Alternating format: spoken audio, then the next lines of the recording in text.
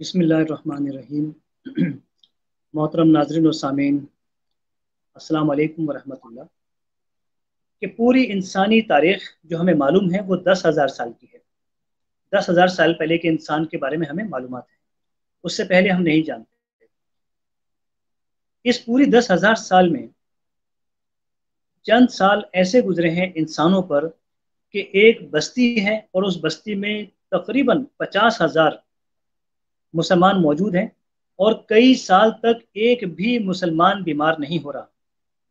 और इस बात को मैं नहीं कह रहा, ऑस्ट्रिया के प्रोफेसर फान गॉल्ट, बहुत बड़ा नाम है, वो कहते हैं कि ये इंसानी तारीख में ऐसा हुआ कि एक जैसे अमराज के हवाले से एक वक्फा आ गया और कई साल तक कोई शख्स बीमार नहीं हो रहा। और ये थी मदीना की बस्ती।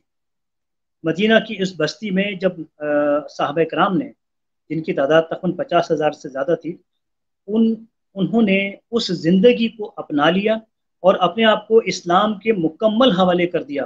तो इस्लाम ने सबसे पहला उन्हें तोहफा क्या दिया कि उस बस्ती के, उस शहर के चारों तरफ लोग अमराज में मुब्तला हैं, लेकिन उस बस्ती के अंदर जो लोग रह रहे हैं वो डिजीज फ्री हैं, वो डिसऑर्डर फ्री हो गए। इसका सबूत क्या था कि उस दौर में एक बहुत बड़ा साइंटिस्ट, रिसर्चर, हारिस बिन कल्दा, ये वो नाम था कि जैसे आज हम पाकिस्तान में हकीम सईद का नाम लें, या हम किसी बहुत बड़े साइंसदान आइंस्टाइन वगैरह का नाम लें, उस मायार का ये शख्स था। और दुनिया के बड़े बड़े जो बादशाह थे और बहुत अच्छे खाते पीते लोग उस दौर के, वो इन साहब से इलाज करवाया करते थे, और ये एक रॉयल तबीब थे। इन्होंने शोहरत सुनी कि कोई इस्लाम मज़हब आया है और उसने कोई हेल्थ प्रोग्राम दिया है जो कि बहुत ही मौसर है।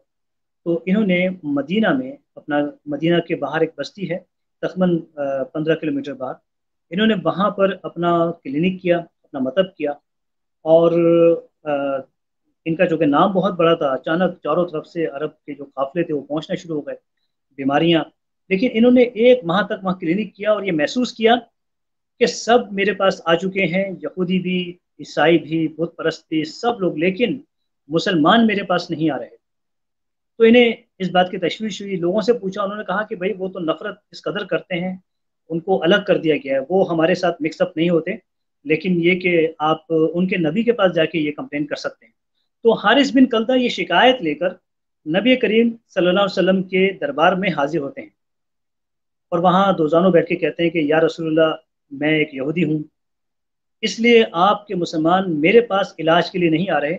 ये मफहूम है इस वाक़े का। और उनका कहना यह था कि मैं तो इतना बड़ा तबीब हूँ कि रोमन एम्पायर और ईरानी जो बादशाह हैं, मैं तो उनका तबीब हूँ। तो इन्होंने वहाँ बैठकर ये शिकायत की, तो नबी करीम सल्लल्लाहु अलैहि वसल्लम ने इंसानी सेहत की तारीख का एक बेहतरीन जुमला कहा, जिसको यूरोप में इस वाक़े को बहुत अहमियत दी जाती है। और मेडिकल की जो बुक्स हैं उसमें, और मेडिकल की जो क्लासेस जब होती हैं उसमें बयान किया जाता है। नबी करीम सल्लल्लाहु अलैहि वसल्लम ने बहुत उम्दा इरशाद फरमाया।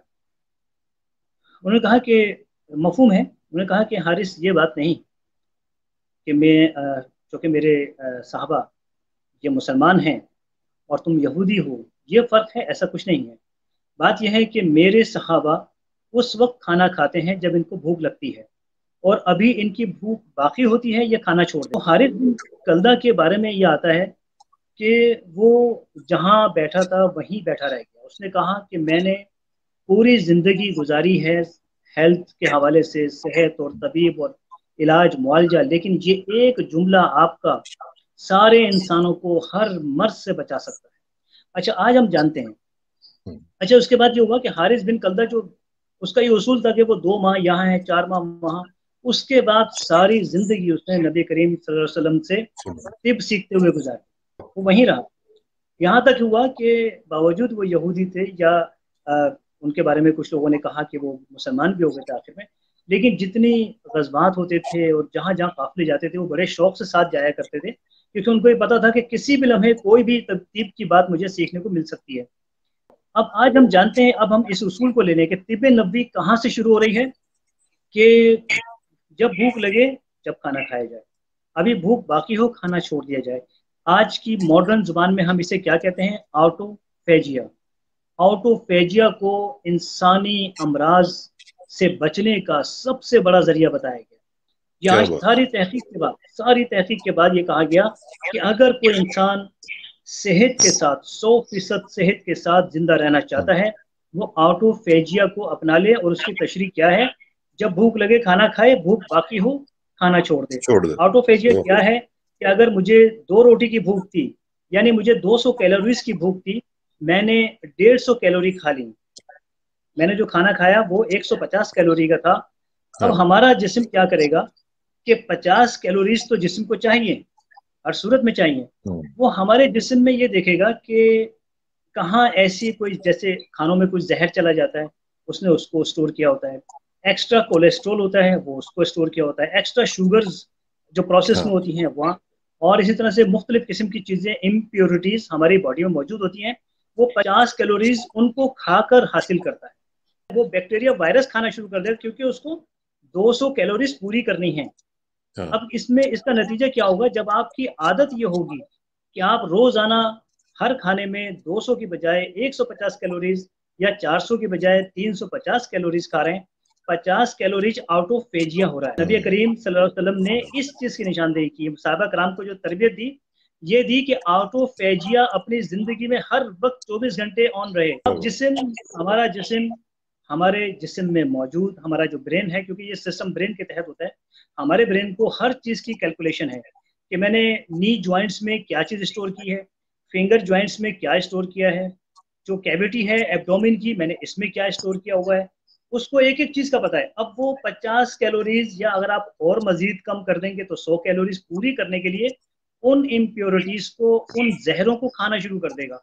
और एक दिन आपका जिस्म हर जहर से और हर किस्म के अमराज से पाक हो जाए।